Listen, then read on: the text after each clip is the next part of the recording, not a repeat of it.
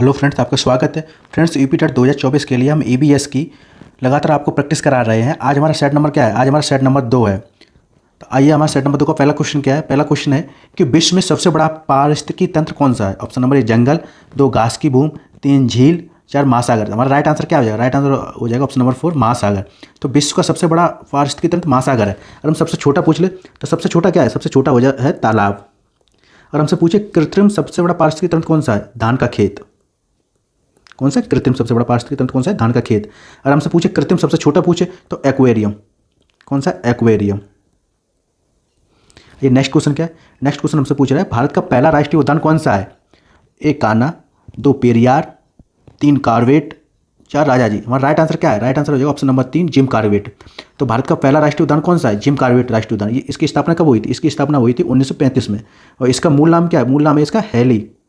क्या है? हैली राष्ट्रीय उद्यान। ये कहाँ पर है? ये उत्तराखंड के नैनीताल में पड़ता है। नेक्स्ट क्वेश्चन नंबर 3 क्या? क्वेश्चन नंबर 3 हमसे पूछ रहा है कि गांव में लोग ईंधन के रूप में लकड़ी का उपयोग करते हैं, क्योंकि ऑप्शन नंबर 1 इसे एक आदर्श ईंधन माना जाता है। ऑप्शन नंबर 2 ये आसान उपलब्धता और कम लागत के कारण। नंबर 3 ये पर्यावरण के अनुकूल है। नंबर 4 ये आसानी से आग पकड़ लेता है। तो इसका राइट आंसर हो जाएगा, राइट आंसर हो जाएगा ऑप्शन नंबर 2 ये आसान उपलब्ध, नहीं आसानी से मिल जाता है और कोई कुछ खर्चा भी नहीं होता कम लागत के कारण। तो right answer option number 2। Question number 4 हमसे कह रहा है, क्वेश्चन नंबर 4 में पूछा गया है कि मृदा अपरदन को किसके द्वारा रोका जा सकता है? ऑप्शन नंबर 1 वनों को बढ़ाना, अधिक से अधिक पेड़ पौधे लगाकर वनों को बढ़ाना। 2 वनों की कटाई। 3 उर्वरक का अत्यधिक उपयोग। 4 पशुओं द्वारा अत्यधिक चराई। तो हमारा राइट आंसर हो जाएगा ऑप्शन नंबर 1 वनों को बढ़ाना, वनों में वृद्धि करके। नेक्स्ट क्वेश्चन हमसे पूछ रहा है क्वेश्चन नंबर 5 में गंगा कार्य योजना यानी GAP, Ganga action plan GAP कब शुरू की गई थी? ऑप्शन नंबर 1 1986 में, 2 1988 में, 3 1990 में, 4 1983 में। तो हमारा राइट आंसर क्या हो जाएगा? राइट आंसर हो जाएगा 1986 में। तो जीएपी की फुल फॉर्म क्या है? Ganga action plan. इसकी स्थापना 1986 में की गई थी। 1985 और 86। नेक्स्ट, और दोस्तों गंगा एक्शन प्लान भारत सरकार की पहली नदी कार्य परियोजना थी। और एक क्वेश्चन और यहाँ से पूछा जा सकता है कि गंगा को राष्ट्रीय नदी का दर्जा कब दिया गया था? 4 नवंबर 2008 को गंगा को राष्ट्रीय नदी का दर्जा दिया गया था। नेक्स्ट क्वेश्चन नंबर 6 क्या है? क्वेश्चन नंबर 6 में पूछा गया है कि रेडियो एक्टिविटी की तीव्रता किस में मापी जाती है? क्वेश्चन नंबर 6 है, इसके ऑप्शन है 1 डेसिबल, 2 क्यूरी, 3 हर्ट्ज, 4 इनमें से कोई नहीं। तो हमारा राइट आंसर क्या आ जाएगा? राइट आंसर हो जाएगा ऑप्शन नंबर 2 क्यूरी में।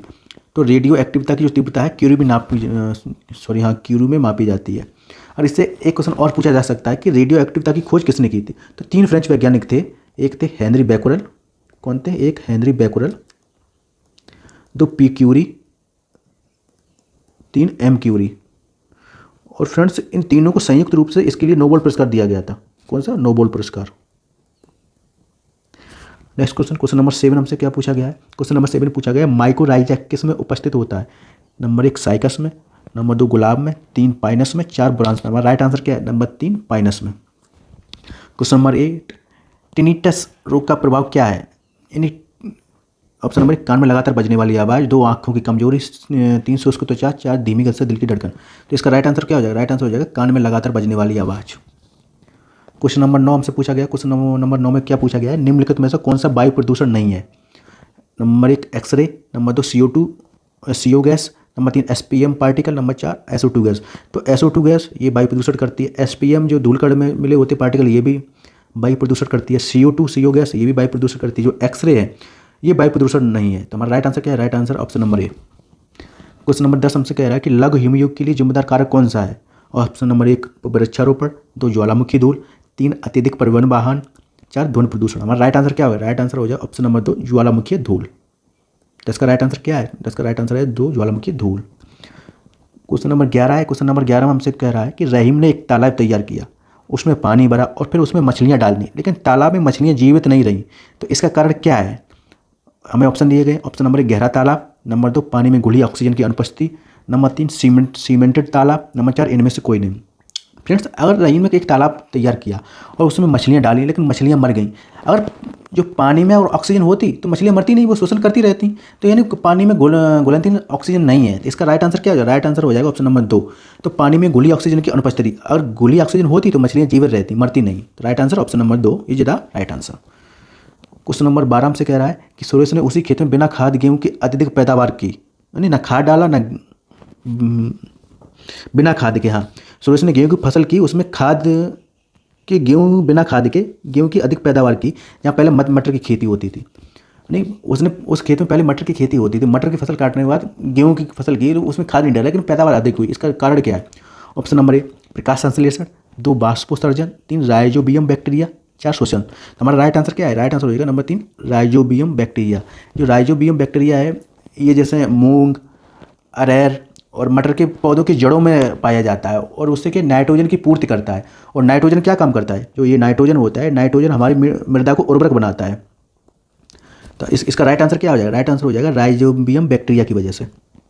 क्वेश्चन नंबर 13 हमसे क्या कह रहा है? क्वेश्चन नंबर 13 कह रहा है कि मिट्टी के बारे में निम्नलिखित कथन पर विचार करें और नीचे दिए कोड का उपयोग करके सही उत्तर चुनें।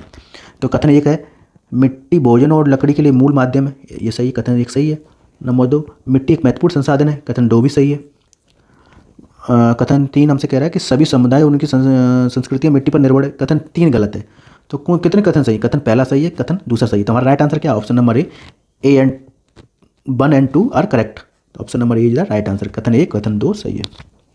क्वेश्चन नंबर 14 हमसे कह रहा है, क्वेश्चन नंबर 14 में हमसे कहा गया है कि निम्नलिखित में से कौन सा पृथ्वी का क्रस्ट का प्रमुख तत्व है? यानी क्रस्ट हम किसे कहते हैं? तो क्रस्ट पृथ्वी की ऊपरी सतह होती है, इसे भू परपटी, इसे हम क्या कहते हैं? इसे हम भू परपटी कहते हैं। ये लगभग 34 किमी की तक फैली होती है, ठीक है। तो इसमें सबसे क्या है? क्रस्ट का प्रमुख तत्व क्या है? तो इसका ऊपरी सतह है पृथ्वी की सबसे, तो इसका प्रमुख तत्व है ऑक्सीजन। हमारा राइट आंसर क्या आ जाएगा? राइट आंसर हो जाएगा ऑप्शन नंबर 3।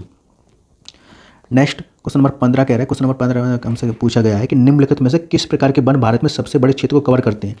ऑप्शन नंबर ए उष्णकटिबंधीय अर्ध सदाबहार वन, नंबर 2 उष्णकटिबंधीय अर्ध सदाबहार वन, 3 उष्णकटिबंधीय नम पर्णपाती वन, नंबर 4 शुष्क उष्णकटिबंधीय वन। तो हमारा राइट आंसर क्या आ जाएगा? राइट आंसर हो जाएगा ऑप्शन नंबर 3 उष्णकटिबंधीय नम पर्णपाती वन। इसे मानसूनी वन कहते हैं। कौन सा? मानसूनी वन। तो ये हम भारत में सबसे बड़े क्षेत्र को कवर करते हैं। Right answer option number 3। Question number 16 हमसे पूछा गया है, 16 में क्या पूछा गया है कि एक प्रजाति के हमेशा के लिए विलुप्त होने की प्रक्रिया में पहला चरण होता है। 1 पारिस्थितिकी विलोपन, 2 सामूहिक विलोपन, 3 स्थानीय विलोपन, 4 जैविक विलोपन। तो दोस्तों अगर कोई प्रजाति कहीं से विलुप्त होती है तो उसका पहला चरण ये होता है वो उस स्थान से धीरे धीरे गायब होने लगती है। तो हमारा राइट आंसर क्या हो जाएगा? राइट आंसर हो जाएगा ऑप्शन नंबर 3 स्थानीय विलोपन, यानी स्थान से धीरे धीरे विलोप होने लगता है। क्वेश्चन नंबर 17 हमसे क्या कह रहा है? क्वेश्चन नंबर 17 कह रहा है कि निम्नलिखित में से कौन सा कथन वैश्विक स्तर पर जल के बारे में सही है? ए ऑप्शन नंबर ए प्रति व्यक्ति उपलब्ध जल पर्याप्त नहीं है। दूसरा हम पानी का पुनः उपयोग नहीं कर सकते। तीसरा पानी प्रचुर मात्रा में मौजूद है किंतु फिर भी इसकी कमी है। चौथा विश्व में पानी की कुल मात्रा लगातार कम होती जा रही है। तो इसका राइट आंसर फ्रेंड्स क्या होगा? इसका राइट आंसर होगा option number 3 is the right answer कि पानी प्रचुर मात्रा में मौजूद है लेकिन किंतु फिर भी इसकी कमी है। कैसे?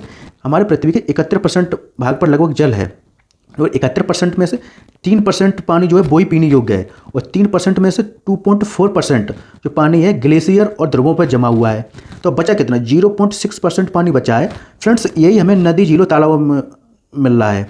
तो इसलिए पानी पर्याप्त मात्रा में मौजूद तो है लेकिन फिर भी इसकी कमी है क्योंकि हमें कितना मिल पा रहा है? 0.6%। तो इसका राइट आंसर क्या आ जाएगा? राइट आंसर हो जाएगा option number 3 is the right answer. पानी प्रचुर मात्रा में मौजूद है किंतु फिर भी इसकी कमी है। नेक्स्ट क्वेश्चन, क्वेश्चन नंबर 18 क्या कह रहा है? क्वेश्चन नंबर 18 में पूछा गया है कि निम्नलिखित में से कौन सा ईंधन न्यूनतम पर्यावरण प्रदूषण उत्पन्न करता है? ऑप्शन नंबर ए डीजल, 2 कोयला, 3 हाइड्रोजन, 4 मिट्टी के तेल। इसका राइट आंसर क्या हो जाएगा? इसका राइट आंसर हो जाएगा हाइड्रोजन। तो दोस्तों हाइड्रोजन सबसे स्वच्छ ईंधन है। कैसे? कि हाइड्रोजन को अगर हम गर्म करेंगे तो हमें क्या मिलेगा? हमें मिलेगा जलवाष्प। जलवाष्प मिलेगा। तो जलवाष्प वायु को प्रदूषण नहीं करती है। और जो इन औरों के मुकाबले में जैसे डीजल, कोयला, मिट्टी के तेल, इनके मुकाबले में हाइड्रोजन स्वच्छ ईंधन है। दोस्तों डीजल, कोयला और मिट्टी के तेल ये CO2 कार्बन डाइऑक्साइड उत्पन्न करते हैं जो कि वायु प्रदूषण करती है। तो हमारा राइट आंसर क्या हो जाएगा? राइट आंसर हो जाएगा हाइड्रोजन। क्यों? हाइड्रोजन से जलवाष्प गर्म करने पर हमें जलवाष्प मिलता है। क्वेश्चन नंबर 19 में क्या है? क्वेश्चन नंबर 19 में पूछा गया है कि निम्नलिखित में से कौन सा पारिस्थितिकी तंत्र का अजैविक घटक नहीं है? दोस्तों घटक 2 प्रकार के होते हैं, एक होता है जैविक और एक होता है अजैविक। जैविक में होता है पेड़ पौधे, मनुष्य वगैरह ये सब आते हैं, जीव जंतु जो जीवित हैं। वो अजैविक में होते हैं वे घटक होते हैं जो जैसे झील, तालाब, हवा, ये सब अजैविक में आते हैं, मिट्टी। तो हमारा राइट आंसर क्या है? इसका राइट आंसर है ऑप्शन नंबर 3 ह्यूमस। ह्यूमस कैसा है? ह्यूमस जो है अजैविक घटक है और यही पूछा गया है। पौधे कैसे हैं? जैविक घटक है। कवक जैविक घटक है। जीवाणु जैविक घटक है। राइट आंसर क्या है? Option number 3 humus. Question number 20 में हमसे पूछा है कि मानव का अल्ट्रावायलेट किरणों के अत्यधिक संपर्क में आने से क्या परिणाम होता है? तो हमें कथन दिए, कथन एक है प्रतिरक्षा प्रणाली को नुकसान मिलता है, पहुंचता है, ये सही है।